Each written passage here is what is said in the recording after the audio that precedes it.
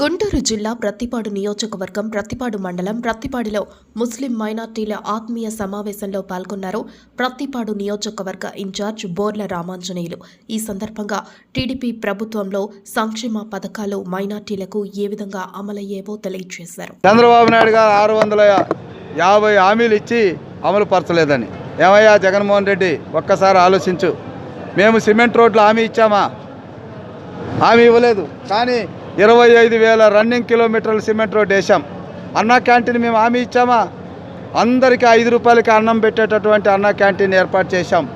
మేము విదేశీ విద్య హామీ ఇచ్చామా? కానీ అవసరం మేరకు పేద పిల్లలు కూడా విదేశాల్లో చదువుకోవాలి కాబట్టి విదేశీ విద్యను అందించాం. ఇలాంటివి అంటే మేము చెప్పని పథకాలు కూడా ఎన్నో చేశాం. ఎల్ఈడి బల్బుల గురించి మేము మాట్లాడామా? ఎల్ఈడి బల్బులు వేసాం. ఈ రకంగా చెప్పాలంటే మేము చెప్పనివి ఎన్నో చేసి చూపించాం. నువ్వు 730 హామీలు ఇచ్చావు. ఈరోజు ఏ హామీ నెరవేర్చావో చెప్పు. ఇద్దరు పిల్లలకి అమ్మఒడి అన్నావు. నువ్వు ఇద్దరు పిల్లలకి ఇస్తున్నావా? 45 సంవత్సరాలకే పెన్షన్ అన్నావు. ఏ మహిళకన్నా ఇస్తున్నావా? ఇవన్నీ చెప్పాలంటే చాలా ఉంది.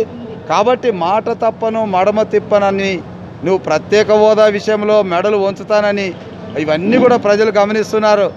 ఈరోజు 22 ఎంపీలు ఇస్తే చాలన్నావు. 31 మంది ఎంపీలు ఉన్నారు.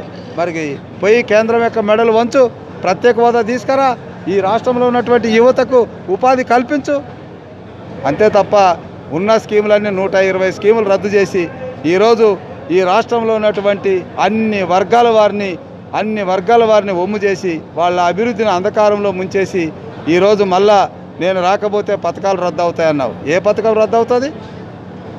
ఏ పథకం రద్దు అవుతుంది? స్వతంత్రం వచ్చినప్పటి నుంచి రాజ్యాంగంలో ప్రతి పేదవాడికి పథకాలు అనేవి అర్హతతో కూడుకున్నవి, హక్కుతో కూడుకున్నవి.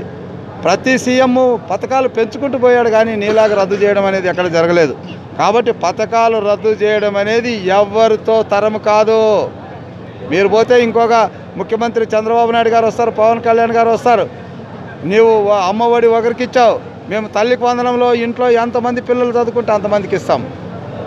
నువ్వు 45 సంవత్సరాలకే పెన్షన్ అన్నావు.